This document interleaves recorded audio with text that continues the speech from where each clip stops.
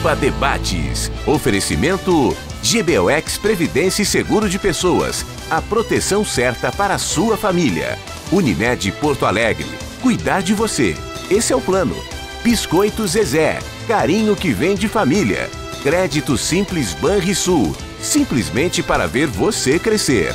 E Sistema Osergues Sescope RS. Cooperativismo. A grande força do Rio Grande. Estamos iniciando mais um Pampa Debates, transmitido aqui diretamente do Hotel Sheraton, em Porto Alegre. Nós estamos no 22º andar, com a vista belíssima de Porto Alegre. Saímos do nosso habitat natural, na TV Pampa, para acompanhar a semana, ou seminário, das Jornadas Brasileiras de Relações do Trabalho, que é mais de uma semana, né? Ministro Ronaldo Nogueira, prazer em tê-lo entre nós, aqui na TV Pampa, como sempre. O senhor é um homem assíduo nos nossos programas. Obrigado, Paulo. Dizer que é um privilégio estar participando de mais uma edição do programa, e em especial hoje, quando temos aqui a presença do desembargador Bento Herculano, vice-presidente do Tribunal Regional do Trabalho do Rio Grande do Norte e vice-presidente do Instituto Brasileiro de Ensino e Cultura. Uma satisfação participar de mais uma programação. E temos muitos assuntos hoje para tratar, até porque o nosso deputado federal, Ronaldo Nogueira, o chamo de nosso eterno ministro do Trabalho, porque se alguém fez alguma coisa pela relação capital-trabalho, ele está entre nós aqui, é o ministro. Então, me permita lhe dar o título de eterno ministro do Trabalho. A sociedade lhe agradece tudo que o senhor fez e que está resultando em geração de emprego e renda. O senhor é presidente da Comissão do Trabalho, Administração e Serviços Públicos e também criou uma comissão de notáveis para consolidar a legislação esparsa da administração pública federal. Então, são assuntos e temas muito importantes. E temos o prazer de receber um ministro, pode ser ministro daqui a pouco, né? Nosso desembargador federal do Trabalho, ele que vem lá de Natal, no Rio Grande do Norte, Bento Herculano Neto, que também é vice-presidente do IBEC. Prazer também em tê-lo entre nós. O prazer é nosso sempre. O prazer é nosso sempre. É muito bom estar aqui no Rio Grande do Sul. Tem uma ligação já antiga com o Estado, né? Tanto que já fui professor durante muitos anos da Unicinos e hoje amanhã estarei dando aula na PUC aqui do Rio Grande do Sul. E é sempre um privilégio estar aqui nos Pampas. E o Rio Grande é feito de Pampa, né? O senhor está aqui numa emissora que homenageia o Rio Grande do Sul, que é a Rede Pampa de Comunicação. Cremers e Sociedade Brasileira de Dermatologia do Rio Grande do Sul alertam que o bronzeamento artificial pode causar queimaduras, envelhecimento precoce, danos à visão e, inclusive, câncer de pele. O procedimento é proibido em inúmeros países de primeiro mundo, é claro. Antes de submeter-se ao bronzeamento artificial, consulte o seu médico dermatologista. Cremers, ações efetivas pela saúde.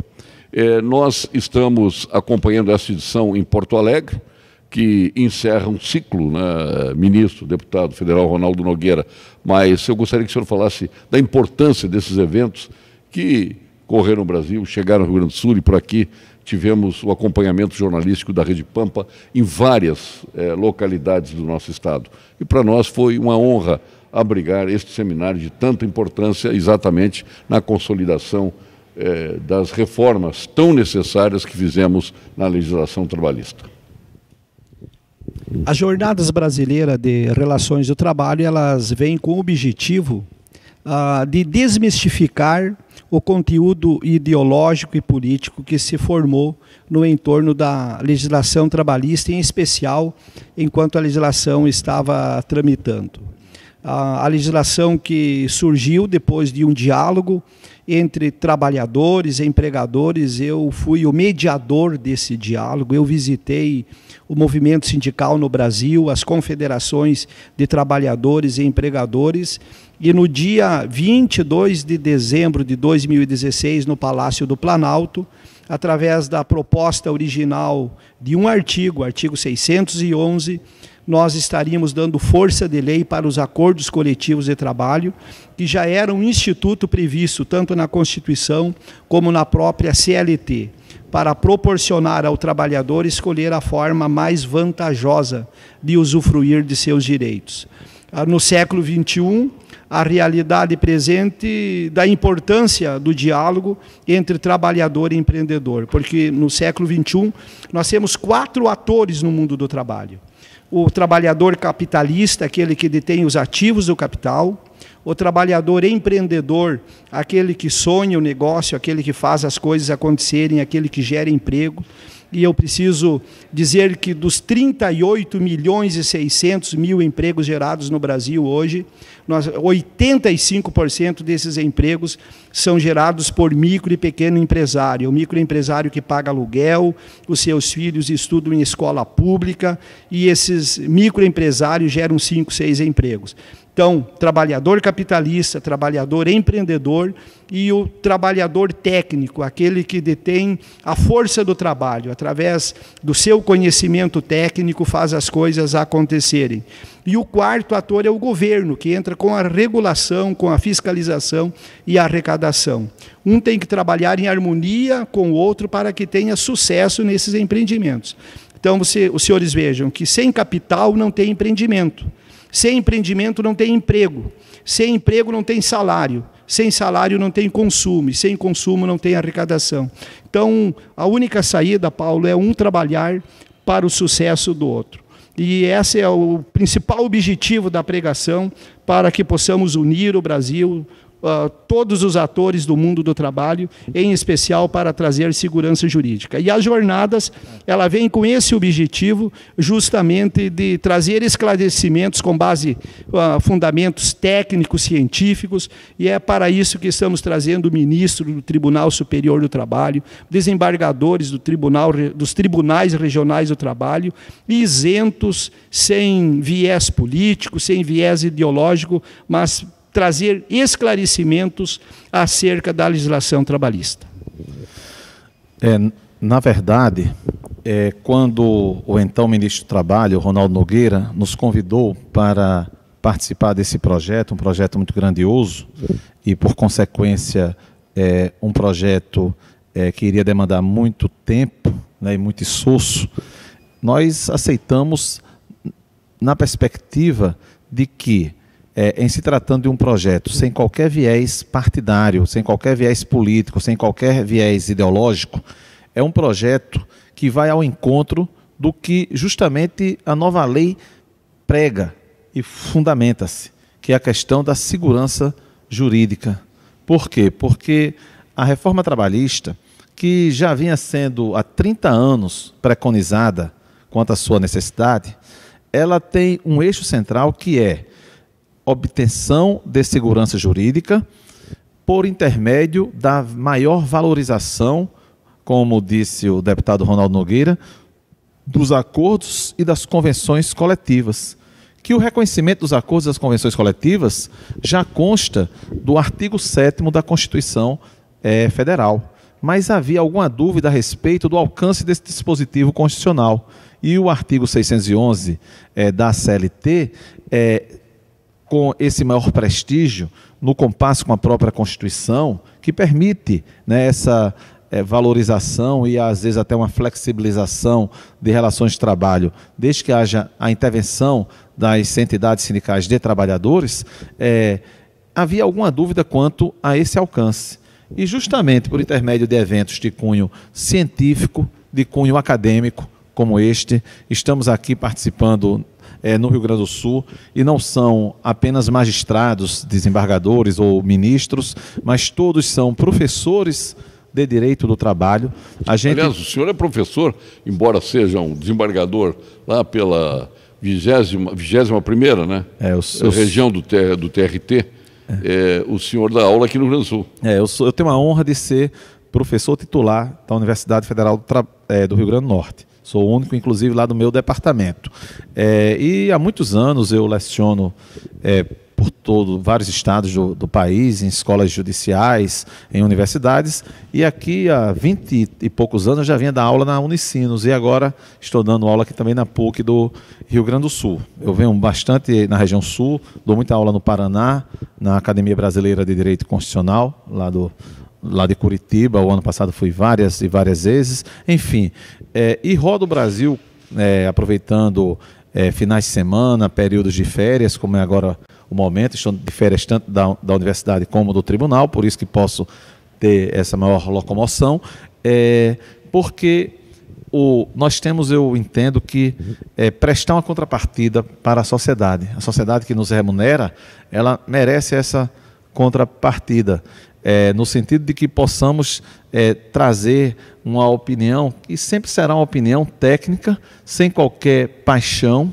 porque eu não acredito em radicalismo. Então, claro que, como toda e qualquer obra humana, essa lei, como toda e qualquer lei, ela tem as suas imperfeições. Porém, foi uma lei que tem um objetivo, e disso ninguém pode recusar, que é ajudar na criação de empregos. E mais do que epidemias, mais do que guerras, o que ameaça mais a humanidade hoje, assim, o maior receio é o desemprego. Desembargador Bento Herculano Neto, quero lhe fazer essa questão, e na sequência também ao deputado Ronaldo Nogueira. Ele falou num ciclo construtivo, que é entendido por todos nós, onde começa lá no capital, né, para desembocar no tributo, né? Na realidade, isto aí gera um ciclo construtivo, né? Quanto mais capital investido, quanto mais empregos, mais renda, mais consumo, mais empregos, e realmente esta roda ela gira, e é importante que ela aconteça. Mas ela em algum momento se quebra, fatores ideológicos acabam entrando nesse processo. E é uma pergunta eu quero lhe fazer, nesses anos de vivência, o senhor tem também ao nosso ex-ministro do Trabalho e deputado federal Ronaldo Nogueira, por que sempre o patrão, aquele que detém o capital, aquele que gera emprego e renda, é tido como vilão da história dentro da visão de alguns grupos ideológicos? Por que isso acontece? Olha, eu digo sempre, na minha primeira aula na universidade, e os alunos têm o primeiro contato com o Direito do Trabalho comigo, porque eu sou professor na Universidade Federal na graduação de Direito do Trabalho 1, Teoria Geral, eu digo sempre o seguinte, e com muita convicção: nós temos mocinhos e bandidos dos dois lados. Temos bons patrões, maus patrões, bons empregados, mal empregados. O que se precisa compreender cada vez mais é que sem capital não há trabalho, e sem trabalho não há também o empreendedorismo, né? Não à toa que a CLT, no seu abrir, no artigo 2º, define, conceitua o que é empregador, e no artigo 3º conceitua o que é empregado. Então, assim, eu discordo veementemente de quem pensa que é patrão, você é bandido. E eu acho até que a enorme maioria das pessoas não tem essa visão. Até porque só sabe a dificuldade em ser empreendedor quem já foi empreendedor. Então, quem já foi empreendedor sabe como é difícil empreender. Lógico que a questão principal que mais aflige os empreendedores não é a questão trabalhista, é a questão tributária, a questão da burocracia. Mas a questão trabalhista muitas vezes também aflige. Então a gente precisa cada vez mais entender e buscar caminhos para que o ambiente para o empreendedorismo seja o melhor ambiente possível, o que passa por vários aspectos, como eu citei, inclusive a questão trabalhista. Paulo, veja bem, se nós formos observarmos na história da humanidade, as grandes atrocidades que ocorreram foram resultados de uso de ferramentas por motivações fundamentadas em princípios. Princípios religiosos, princípios ideológicos e princípios econômicos. No século XXI, não há diferença no que diz respeito a isso. A modernização da legislação trabalhista, de certa forma, ela foi agredida durante a sua concepção por algumas manifestações de natureza ideológica e de natureza política. Muitas dessas não dizendo com a verdade. Por exemplo, um mito que se criou durante a tramitação da modernização trabalhista, que a jornada de trabalho seria aumentada de 8 para 12 horas. Nunca esteve na mesa das negociações, na formatação da lei, essa proposta, porque nunca houve essa intenção de aumento de jornada de 8 para 12 horas. Um outro mito que foi criado e que não dizia com a verdade era que o trabalhador iria perder o seu direito ao seu 13º, que o trabalhador iria perder o seu direito do gozo das suas férias, e que o trabalhador iria perder o direito ao seu FGTS, e que o trabalhador iria perder o direito à sua aposentadoria. Nunca esteve na mesa das negociações esse tipo de proposta. Isso nunca foi ventilado, nunca pensou em trazer numa mesa de negociação esse tipo de proposta. Muito pelo contrário, a modernização trabalhista ela foi consolidada em 3 eixos: proteção de direitos, segurança jurídica para gerar empregos. O trabalhador empregador, aquele que gera emprego, ele não pode ser tratado como um vilão nesse contexto.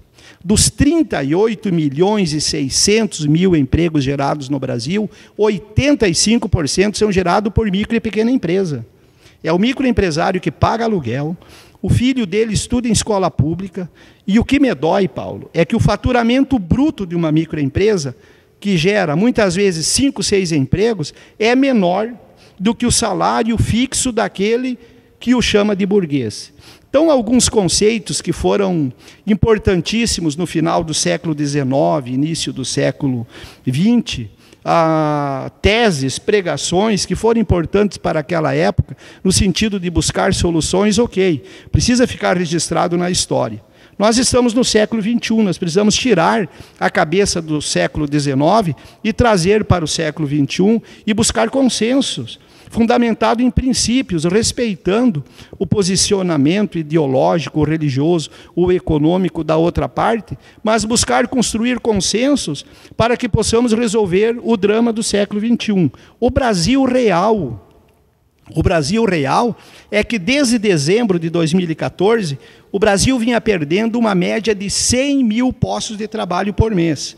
O Brasil chegou em 2015, foi mais de 1,5 milhão de trabalhadores mandados embora. Foram 1,5 milhão de trabalhadores que perderam seus empregos. Em 2016, foram 1.250.000 trabalhadores que perderam seus empregos. Foram quase 3 milhões de trabalhadores que perderam seus empregos. A realidade naquela época eram 45 milhões de trabalhadores na informalidade sem nenhuma proteção de direitos. Eram 60 milhões de pessoas sem nenhuma atividade econômica. E veja, em que pese os esforços de todos os governos que passaram depois da Constituição de 1988, e todos afirmavam da necessidade de promover a reforma trabalhista, não conseguiram. Graças ao consenso, e eu preciso registrar aqui a importância dos trabalhadores, do movimento sindical, confederações, empregadores, centrais sindicais, confederações, que participaram desse processo, ouvindo, dialogando, se manifestando de forma democrática, e foi possível o Brasil promover a reforma trabalhista sem tirar direito de trabalhador. Foi o único país no mundo que promoveu reforma trabalhista sem tirar direito do trabalhador, dando força de lei para os acordos coletivos de trabalho, para que o trabalhador pudesse escolher a forma mais vantajosa de usufruir de seus direitos. E eu cito um exemplo aqui para mostrar. Na minha cidade, Carazinho, os trabalhadores da construção civil queriam fazer acordo coletivo de trabalho para cumprir a jornada de trabalho de 44 horas semanais de segunda a sexta-feira. Eles eram impedidos pela rigidez da legislação anterior, a legislação que foi concebida na década de 20, foi consolidada na década de 40 e passou-se 75 anos de imobilismo. Nós precisávamos atualizar essa legislação, modernizar essa legislação para permitir... Ministro, o deputado Ronaldo Nogueira, vamos pegar o próprio Getúlio Vargas. A frase que está lá cunhada na prefeitura de Porto Alegre, que é dele, né? É o único fator que aumenta a dignidade do ser humano é o trabalho. Eu sou frontalmente contra a benemerência, a dar esmola às pessoas. Eu sou frontalmente contra o Bolsa Família. Nós temos que trabalhar na geração de emprego e renda, ensinar as pessoas a trabalhar. É isso que precisamos. Tem uma meninada aí que não viu o pai trabalhar, não viu o pai trabalhar, não viu a mãe trabalhar, não viu o avô trabalhar e não vai saber o que é trabalho. Então, eu acho que é fundamental, né, que se mexa nisso aí, mas fundamentalmente que as pessoas entendam, né, que eu sou contra, inclusive, viu, meu desembargador, as políticas rentistas de banqueiros que gerem a Fazenda Nacional, né, porque o trabalho todo é feito exatamente por um nicho de mercado, que está lá também no empreendedorismo, mas que são altamente beneficiados. Em contrapartida, nada é feito para a geração de emprego. Eu faria o que fez os Estados Unidos pós-crack de 29, né, que é a geração plena de emprego.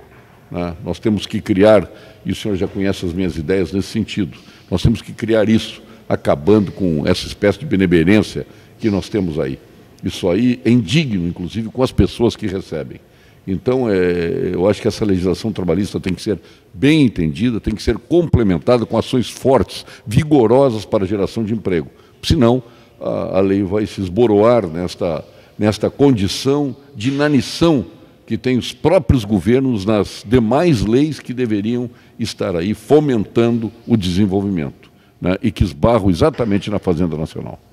O Brasil tem condições. Nós somos a 5ª maior extensão territorial do mundo. O Brasil é um país que tem estabilidade no solo e estabilidade no clima. Um país que tem as suas riquezas naturais e tem capacidade de realizar 4 safras anuais.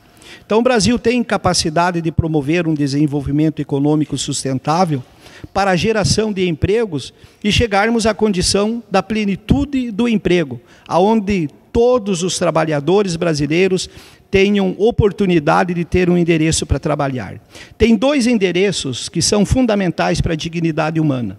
É o endereço para morar e o endereço para trabalhar. Eu sei da importância desses 2 endereços.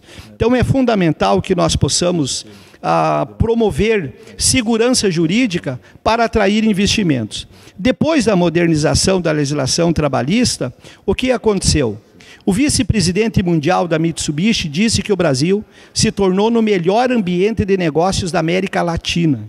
O presidente da General Motors para a América Latina disse que o Brasil se tornou no melhor ambiente para investimentos da América Latina. E veja, era um setor que estava trabalhando com jornada reduzida desde 2015, demitindo trabalhadores, reduzindo salários, e a partir da promulgação da lei, a modernização trabalhista trouxe segurança jurídica e esse setor anunciou investimento de mais de 20 bilhões de reais para 2018 e 2019. E foi importante nós ressaltarmos aqui que o primeiro quadrimestre de 2018 já trouxe resultados positivos na geração de empregos. Desses 27 milhões de trabalhadores, os dados indicam 14 milhões que precisam trabalhar, mas na realidade, Paulo, são 27 milhões de trabalhadores que querem trabalhar. 27 milhões. Esse é o Brasil real, que querem trabalhar. Desses 27 milhões que querem trabalhar, têm disposição para trabalhar, e dos 14 milhões que precisam trabalhar, 500 mil já conseguiu o seu emprego no primeiro semestre de 2018. O Brasil vai gerar em 2018 mais de 1 milhão de emprego. Perder emprego é para o Brasil do passado. O Brasil do futuro será o Brasil do emprego, e emprego digno, salário justo. Na verdade, há muitos anos se fala da necessidade de se fazer uma reforma na legislação. Então, isso veio no governo já de Fernando Henrique Cardoso, nos governos do PT também se pregou a necessidade de fazer essa reforma, sempre com eixo central na mudança de sistema, onde era a prevalência da legislação sobre a negociação, passar a ser a prevalência da negociação direta, desde que negociação coletiva, entre trabalhadores e empregadores. Mas, por óbvio, né, e o artigo 611... ele traz essas delimitações, respeitando-se diversos aspectos do contrato de trabalho, que são os chamados direitos indisponíveis. Até porque nós temos na Constituição Federal, no artigo 7º, uma verdadeira CLT constitucional.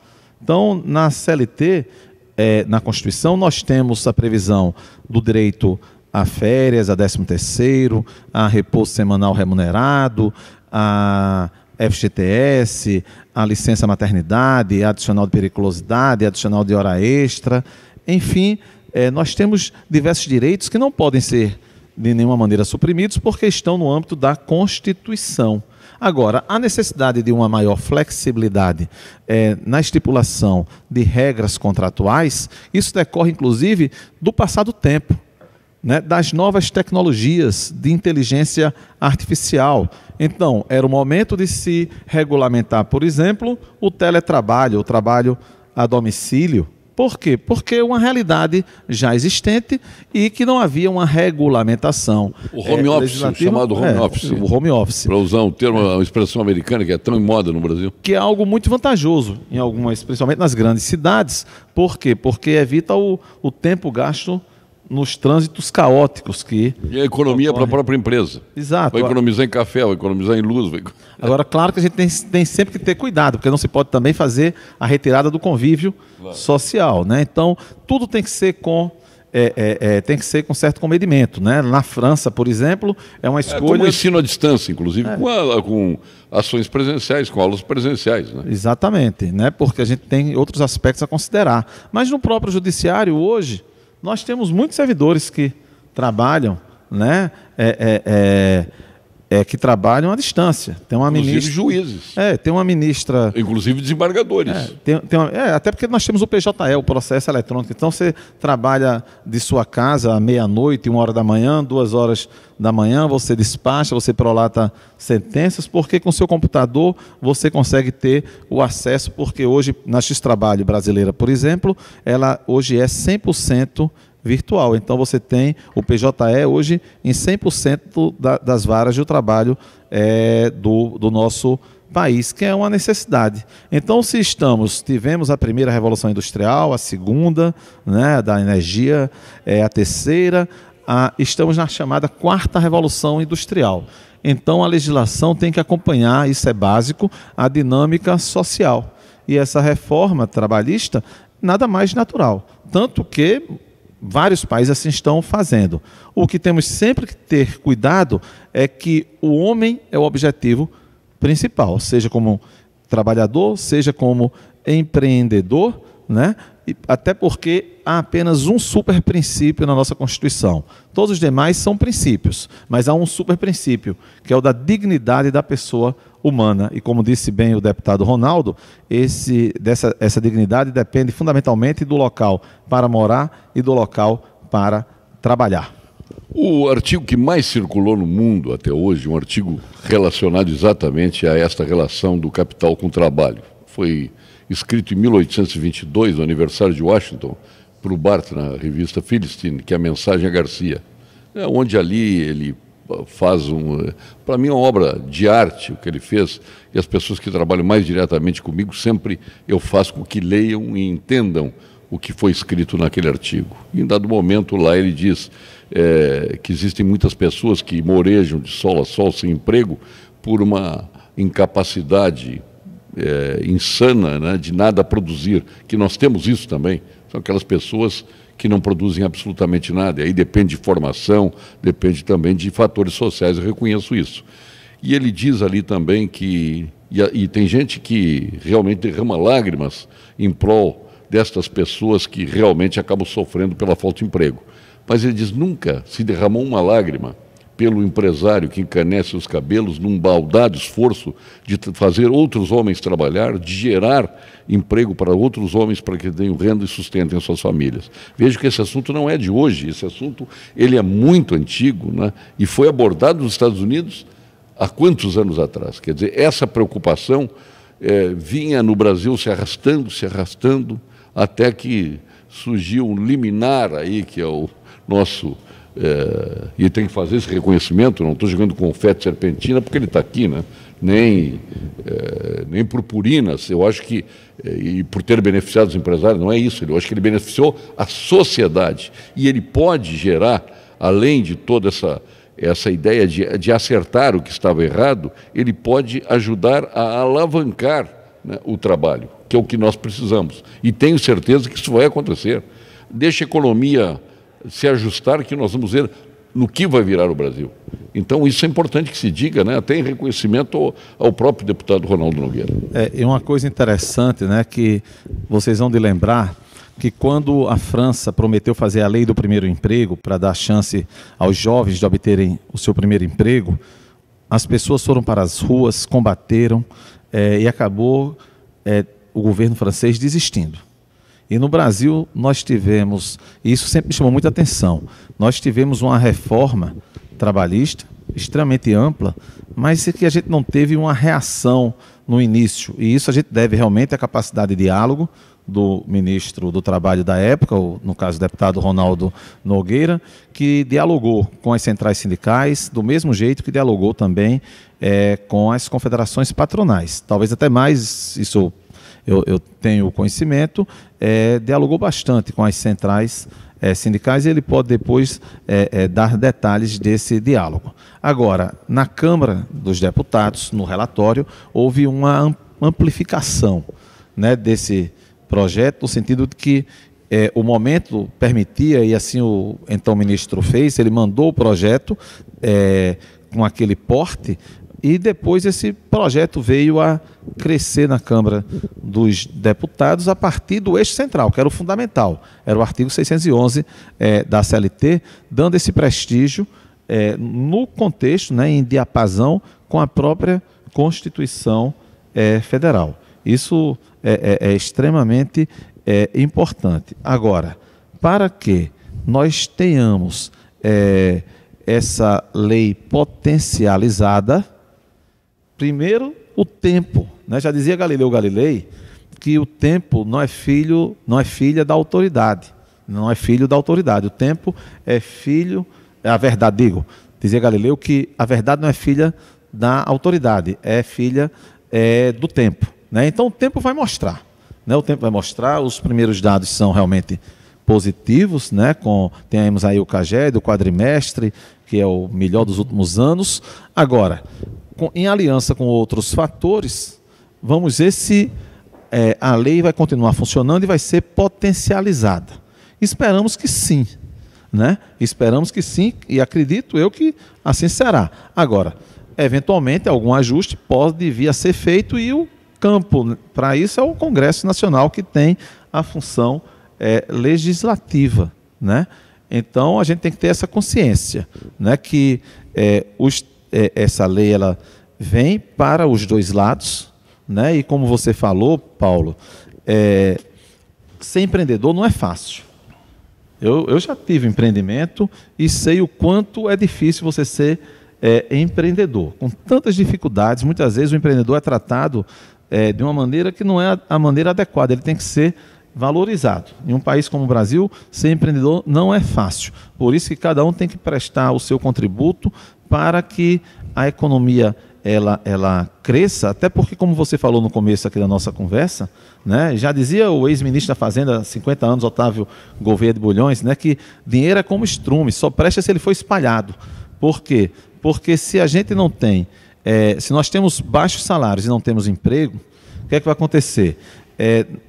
Não vamos ter quem consuma naquelas lojas populares, por consequência, os donos das lojas populares não vão consumir produtos de luxo, o governo não vai arrecadar impostos, isso é uma cadeia, e todo mundo vai perder. E temos exemplos em alguns países onde justamente, e não foram alterações bem pensadas, onde se precisou, depois de alguma alteração, porque se viu que o próprio governo perdia. Quando há empobrecimento, todo mundo perde, né? Então isso é muito importante, que a gente valorize o empreendedorismo e compreenda que essa lei, inclusive, ela interessa mais aos trabalhadores mais humildes e aos pequenos empresários, porque o grande empresário ele tem como se proteger muito mais, né? As grandes empresas, um grande banco, se protege muito mais, mas aquele dono da mercearia ele se preocupa mais. E nós sabemos que no Brasil a maior parte dos empregos está nas pequenas e médias empresas. É muito importante nós ressaltarmos, utilizando as próprias palavras do desembargador Bento Herculano, quando ele fala que o tempo é o senhor da verdade. A modernização trabalhista foi promulgada no mês de julho. Nós estamos celebrando um ano da promulgação da lei e a sua entrada em vigor no dia 11 de novembro de 2017.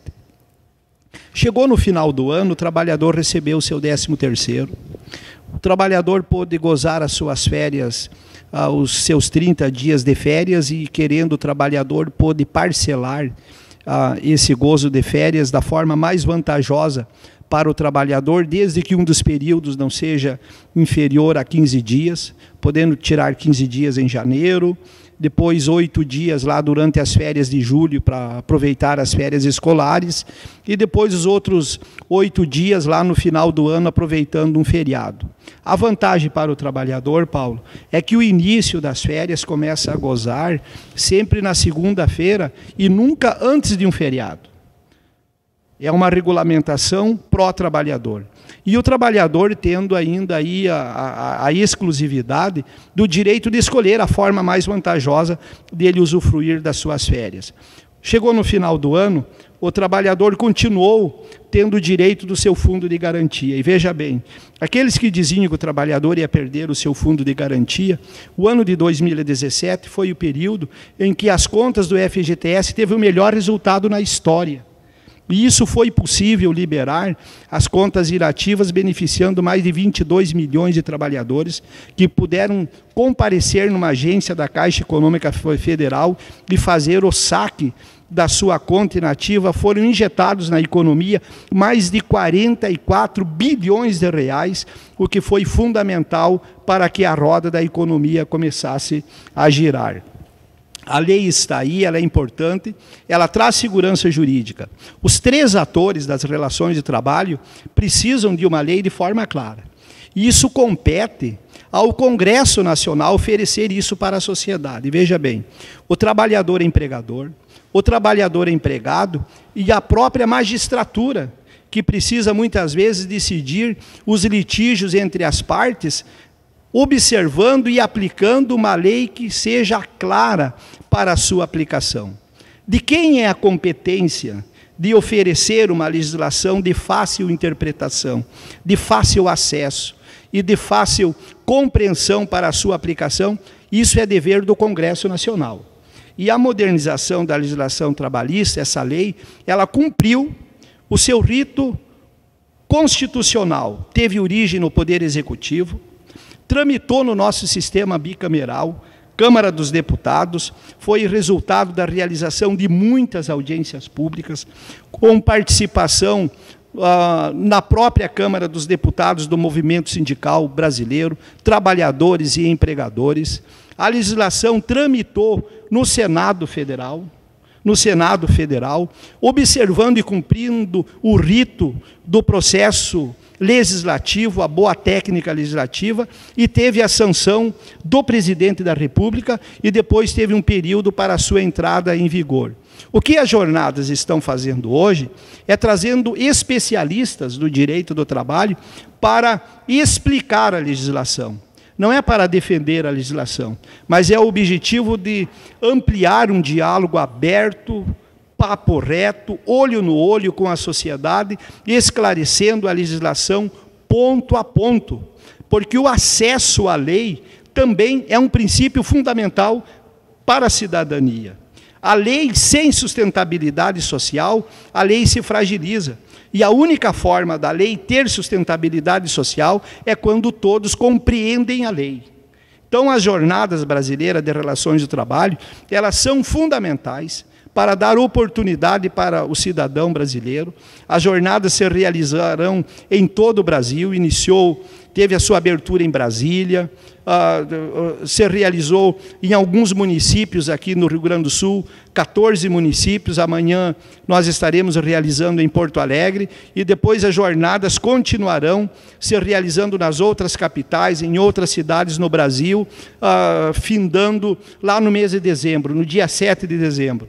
Será muito importante para o Brasil e que os investimentos continuem ocorrendo. O Brasil tem capacidade de atrair investimentos, Paulo. Nós somos mais de 200 milhões de brasileiros. É um povo que tem unidade na língua, um povo querido, um povo acolhedor, um povo que sempre persevera na esperança e nós vamos chegar à condição de pleno emprego.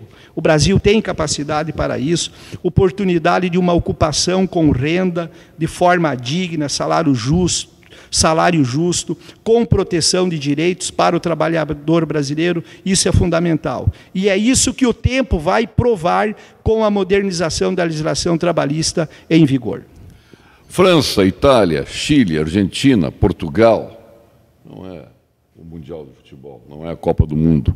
Até porque a França está na final, mas a Itália nem chegou lá, o Chile não chegou lá, a Argentina caiu e Portugal também caiu. Nós estamos falando de vinhos. A Vinhos do Mundo importa os mais emblemáticos rótulos de cada país para que você viva o melhor do universo dos vinhos. A Vinhos do Mundo se especializou em vinhos para atender você.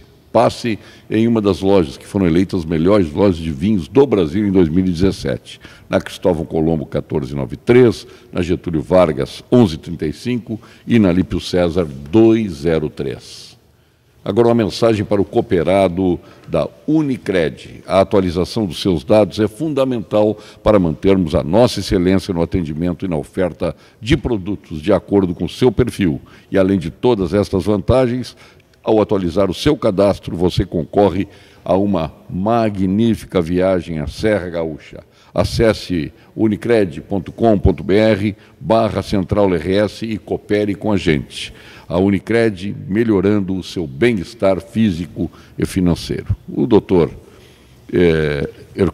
Bento Herculano Neto, desembargador federal da 21ª Região TRT, sediada lá em Natal, ele tem um compromisso, então nós teremos que liberá-lo aqui, ficaremos para o ponto final com o nosso deputado federal, Ronaldo Nogueira. Então, eu quero que o senhor fale um pouco do IBEC, o senhor que já conhece bem o Rio Grande do Sul, tem um convívio aqui, teve na Unicinos, tem na Unicinos e tem na PUC agora também. Eu já vi que é um homem altamente requisitado pela sua bagagem de conhecimento. Isso muito nos honra, ter alguém que vem lá de Natal, que é o nosso Rio Grande do Norte. Então, o senhor tem essa convivência com o seu Rio Grande, agora do Sul também. Eu já lhe chamar de deputado, desembargador Bento Herculano Neto. Bem, o Instituto ele foi criado em 2002, se eu não me engano, mas desde 96 a gente vem organizando diversos eventos. Prioritariamente lá em Natal, mas também fora do Rio Grande do Norte, como já fizemos em Minas Gerais, em Pernambuco, né? E agora em todo o Brasil, em face aqui desse projeto, né? Formado por 18 pessoas, e o objetivo ele é realmente cursos, eventos, e sempre tentando prestar um serviço nessa área cultural. Por isso que a gente sempre enfatiza, né? Hoje... A sede do IBEC é Brasília? Não, é Natal. É Natal? É Natal, Oh, parabéns. O senhor que foi o... Eu fui o fundador e o primeiro presidente, né? E hoje eu não sou mais presidente porque há uma vedação. Hoje as mulheres estão tomando conta do mundo, aqui no Brasil não é diferente, e hoje temos uma presidente no IBEC, né? Exatamente, a presidente é a vice-presidente da OAB, lá do Rio Grande do Norte, que é a presidente do Instituto. E na verdade, como eu disse hoje há pouco em uma outra entrevista, eu não defendo a reforma, eu esclareço a reforma trabalhista. Eu vejo que uma lei, ela há de ser cumprida, né? Claro que à luz da interpretação, à luz do controle de validade dessa lei, mas a lei ela há de ser cumprida. E ela, para ser cumprida de maneira adequada, correta, ela tem que ser bem compreendida, né? E eu até encerraria aqui nossa conversa, muito prazerosa, é excelente estar aqui no Rio Grande do Sul. Infelizmente, realmente eu tenho que sair um pouco mais cedo. Em Porto Alegre, nossos pés ainda, né? Exatamente. Nós estamos aqui no 22º andar do Sheraton, né? Mas uma vista magnífica de Porto Alegre. A questão é a seguinte, é que, como eu falei no início, nenhuma obra humana vai ser perfeita, nenhuma lei vai resolver, só a lei, os problemas da humanidade, os problemas do mundo, o problema do emprego. Isso não, assim, não era muito fácil, né? Iríamos resolver com base em uma lei. Mas a crise no emprego, em decorrência da crise econômica, em decorrência do crescimento populacional, em decorrência das novas tecnologias, vejam na questão do agronegócio, a produção dobrou e o número de empregados diminuiu pela metade. Como é que a gente pode ser contra a mecanização? Claro, e até porque vivemos hoje numa sociedade, numa economia globalizada, ou como dizia Hélio Jaguaribe, mundializada. Então tem a questão da competitividade. Então não se pode ficar para trás. Então tem que se achar meios Mas em compensação gerou emprego na outra ponta, que quem gera tecnologia está abrigando pessoas. Sem dúvida, mas... gerando empregos. Sem dúvida, porém, não no ímpeto, na quantidade de empregos que são substituídos. Por quê? Porque você vai precisar de alguém para operar a máquina, mas não é a quantidade de pessoas substituídas pela máquina. Então é inevitável realmente que você... Mas essas foram para a tecnologia. Mas saiu dali, mas gerou emprego numa outra ponta. Mas veja só, o número não é... O número não... Discute o número. Não acompanha. É a manutenção do homem no campo. Eu vou dar Mas se tivermos ali a legislação capaz de absorver, né? de fazer com que o empresário, que antigamente não vou gerar emprego, mais tecnologia para não correr riscos. Não, isso não pode acontecer. Hoje temos segurança jurídica, né? Claro. Hoje isso desaparece. Eu vou dar um exemplo de como a questão é grave, a gente precisa pensar nela. Um banco, a quantidade de bancários que existia. Veio caixa eletrônico, veio internet bank, vem moedas virtuais, vem bancos também virtuais, né, moedas digitais. Então, é claro, o número de bancários despencou e esse pessoal que saiu do banco não pode ser na integralidade absorvido por essas tecnologias, né, no manuseio. Então, por isso mesmo, a gente tem que pensar que um novo mundo se exige. E nesse novo mundo há de se ter flexibilidade. E é isso que é o ponto mais positivo da nova lei. Trazer flexibilidade ao mesmo tempo que traz segurança jurídica. E com isso, se nós tivermos, claro, uma economia bem e uma lei adequada, aí vamos poder minimizar os problemas naturais da crise do emprego e podemos ter crescimento também no emprego. Porque, de fato, né, o trabalho, já disse uma frase muito interessante, muito, eu diria, muito exata, de João Paulo II, onde ele diz assim: o trabalho é uma dimensão essencial da existência humana pela qual se obtém uma dignidade. O senhor falou na específica. agricultura e na questão de tecnologia que desemprega, mas nós temos que pensar que a nossa cadeia produtiva, oriunda, por exemplo, da soja, ela ficou extremamente pequena em relação do que nós exportamos de grãos, né, que é bom para o Brasil, a exportação é fundamental, e o chinês jamais compraria um produto acabado do Brasil. Ele quer acabar lá para gerar emprego para 1 bilhão e 300 milhões de chineses. Essa que é a verdade. Então, aí nós ficamos entre a cruz e a espada, né? Então, eu acho que esse equilíbrio que tem que ser buscado, porque é incrível, há bem pouco tempo atrás, aqui no Rio Grande do Sul, a soja industrializada, o ICM, era mais caro que a soja in natura. Nós mandávamos embora a soja, ou quem comprava soja in natura aqui pagava menos que quem pagava soja industrializada. É um absurdo. Então, quem gerou emprego, renda, investiu em tecnologia, pagava mais que quem só plantou. São esses absurdos que tem que acabar. Perdemos o Polo Naval de Rio Grande, porque o senhor Pedro Parente resolveu mandar o Polo Naval lá para a China, porque é mais barato para salvar a Petrobras. Só que, se tivéssemos feito uma luta para reduzir impostos, né, e manter a geração de 10 mil empregos aqui no Rio Grande do Sul, por certo nós seríamos muito mais felizes. Mas foi muito mais fácil, manda para a China, não briga com o governo, não insiste para redução de impostos. Perdemos os impostos na íntegra, que poderíamos ter ficado com 10% dos impostos existentes e mantido emprego e renda aqui. Então são tacanhices, são burrices que nós não podemos mais aceitar. E a sociedade tem que se indignar. E os nossos parlamentares têm que ajudar, os nossos governantes estaduais têm que brigar pelo que é nosso. E nós não brigamos, infelizmente é assim. Aí manda para a China e PT saudações. É verdade, é aquilo como eu falei, você não tem como fugir da realidade. E a realidade é uma competitividade mundial e você tem que se adequar a essa competitividade mundial. Não adianta a gente vir com uma espécie de romantismo, não vamos diminuir aqui, não vamos diminuir ali, porque isso é ruim. Eu mesmo acho que também não podemos ter uma economia de privilégios, de subsídios, simplesmente, mas temos aí não é, aí é uma questão de equilíbrio. Exatamente. Entre mandar para a China e fazer aqui reduzindo impostos, vamos reduzir impostos. É isso que estou dizendo, a gente não pode... O governo perdeu 100% de impostos, quando poderia ter ficado com 10%. Não, lá... Aí beneficiou a Petrobras?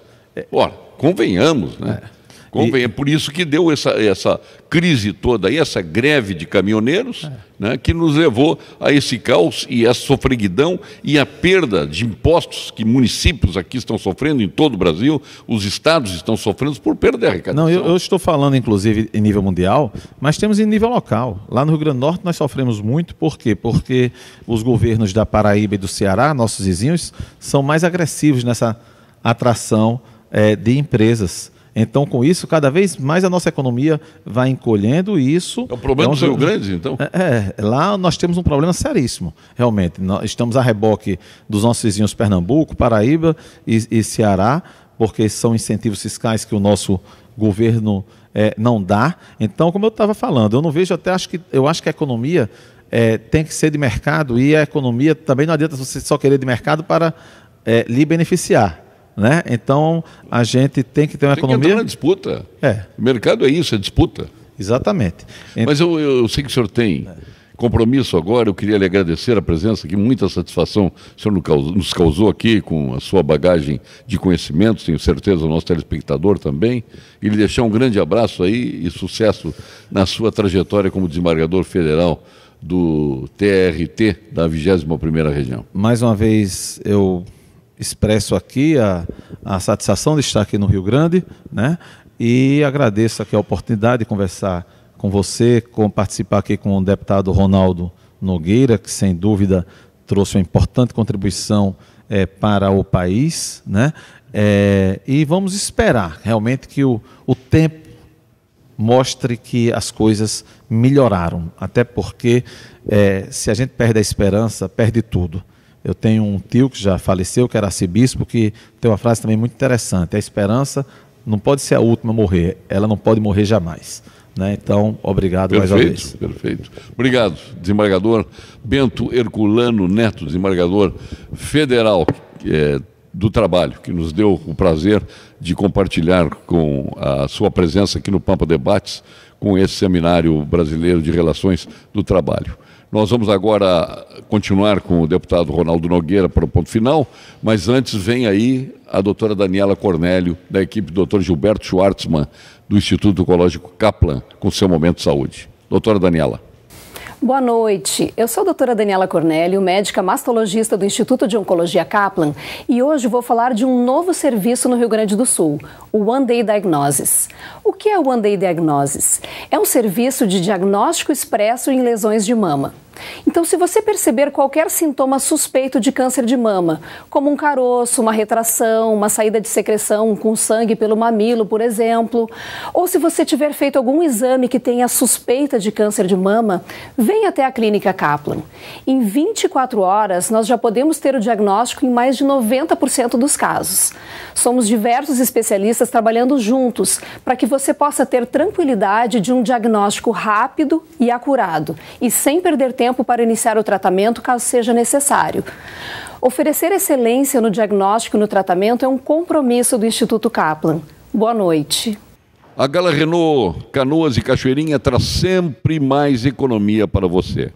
Veículo zeríssimo com ofertas e taxas imperdíveis.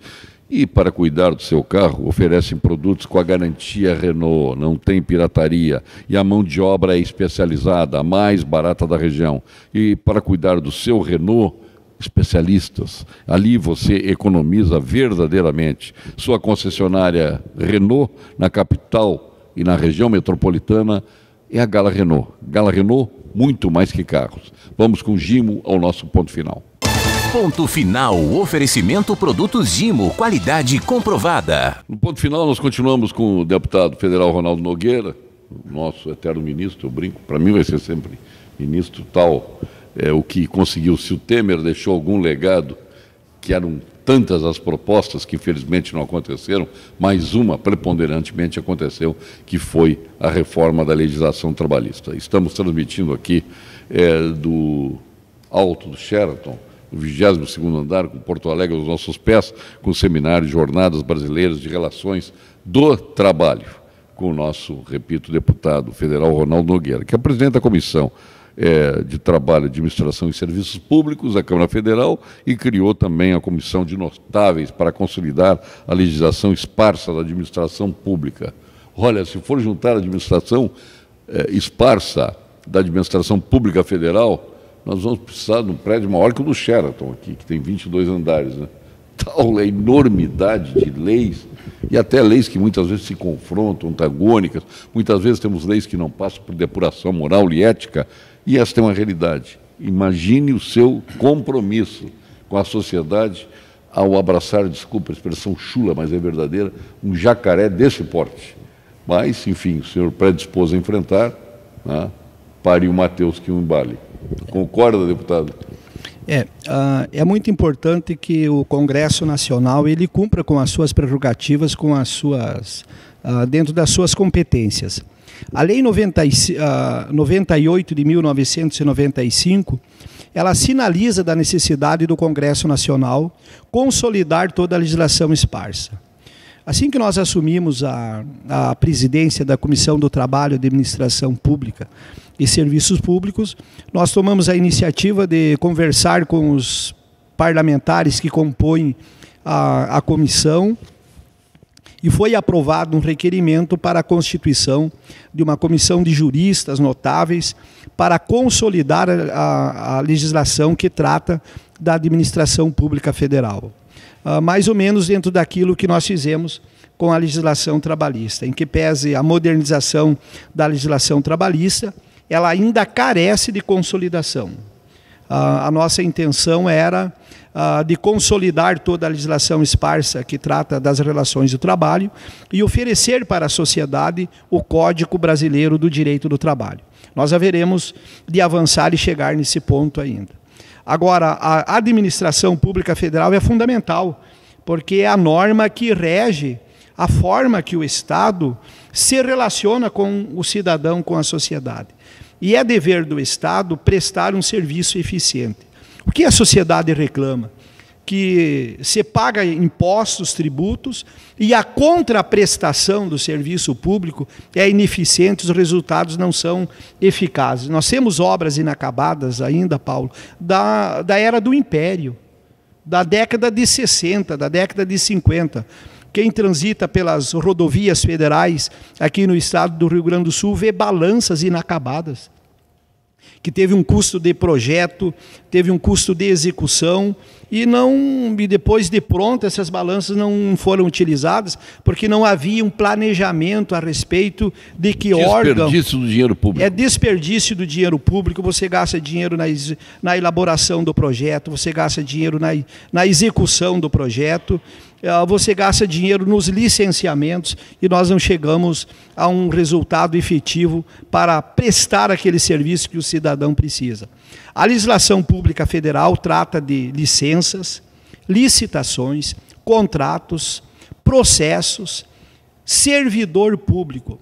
Nós vamos consolidar toda essa legislação e oferecer para a cidadania o direito de acesso a uma legislação de fácil interpretação. Não é possível um país como o Brasil, que tem capacidade de produção de riqueza para gerar empregos, o empreendedorismo muitas vezes ficar 11 anos aguardando pela deliberação, o recebimento de uma licença. Não é possível que muitas vezes o administrado, que é o cidadão, ele vai ao balcão do Estado para requerer determinado serviço público e ele precisa ir em diversos balcões. O Estado brasileiro ele precisa conversar entre si e o prazo para o resultado, o feedback desse serviço solicitado, demandado por parte do cidadão, ele não pode ser prazos sucessivos. Esses prazos, eles precisam ser um único prazo do Estado para com o cidadão. Agora, o Estado, os órgãos que muitas vezes fazem parte do conjunto da própria administração pública. Exemplo, Ministério da Agricultura, Ministério do Trabalho, Ministério da Fazenda, Ministério da Saúde, são órgãos que precisam conversar entre si. A transversalidade das informações entre os órgãos de Estado é fundamental para que o resultado, quando o Estado for demandado por parte do cidadão, esse resultado seja efetivo e celeridade. Efetividade, celeridade e justiça são fundamentais nessa relação cidadão e Estado.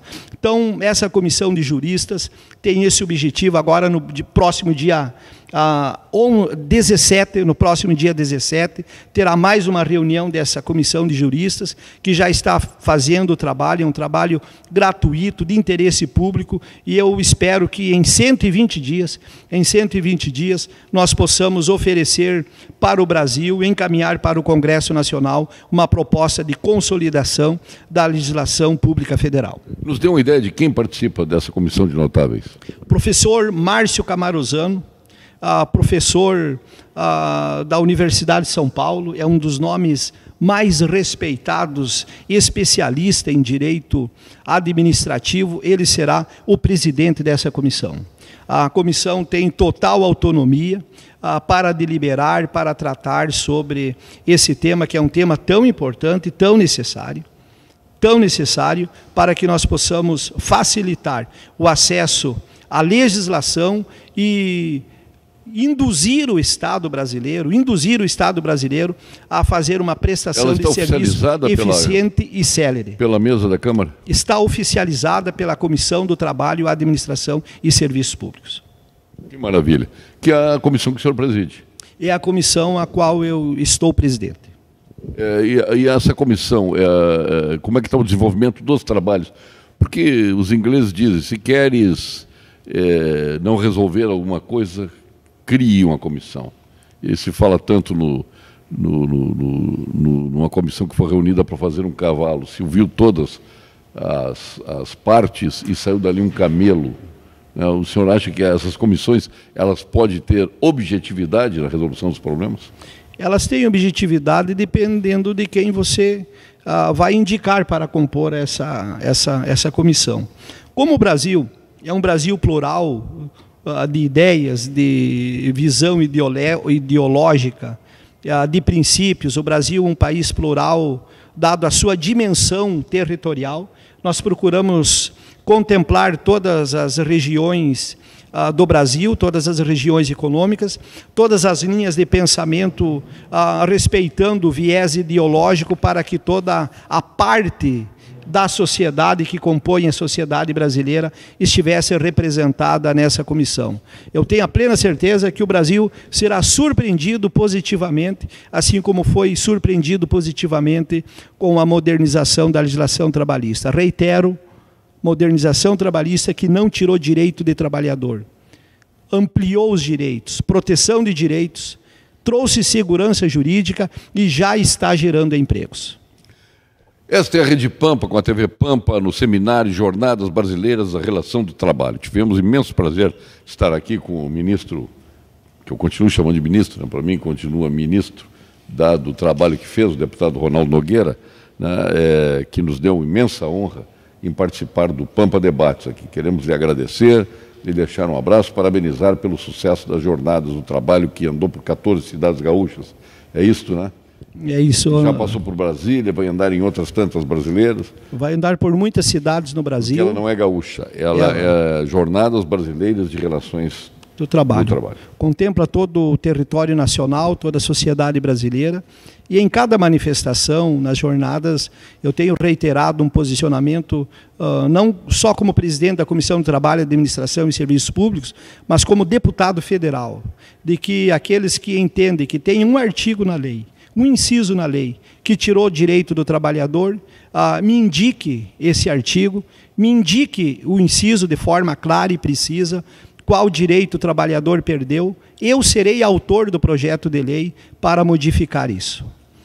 Então eu tenho assumido esse compromisso diante da sociedade brasileira, e compromisso assumido é compromisso que deve ser cumprido. Mas reitero aqui os princípios da modernização trabalhista: proteção de direitos, segurança jurídica e geração de empregos. Muito obrigado, deputado Ronaldo Nogueira. Satisfação revê-lo, sempre é um prazer revê-lo. O senhor sabe disso, sabe a admiração que eu tenho pelo nosso querido amigo, deputado federal do Rio Grande do Sul, de Carazinho, que ganhou notoriedade nacional exatamente por sua coragem, pelo conteúdo e bagagem de conhecimento que o senhor levou para a Câmara Federal, em consequência de uma lei que representou do governo Temer a principal realização. Então, o senhor está realmente de parabéns e tem o reconhecimento da sociedade brasileira. Obrigado, sempre é um privilégio. A recíproca é verdadeira. Nós retornaremos do nosso habitat natural, a Rede Pampa, lá no Morro Alto Teresópolis, na segunda-feira com mais um Pampa Debates.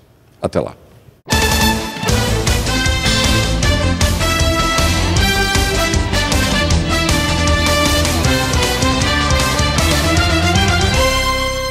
Pampa Debates. Oferecimento GBOX Previdência e Seguro de Pessoas. A proteção certa para a sua família. Unimed Porto Alegre. Cuidar de você. Esse é o plano. Biscoito Zezé. Carinho que vem de família. Crédito Simples Banrisul. Simplesmente para ver você crescer. E Sistema Osergues Sescope RS. Cooperativismo. A grande força do Rio Grande.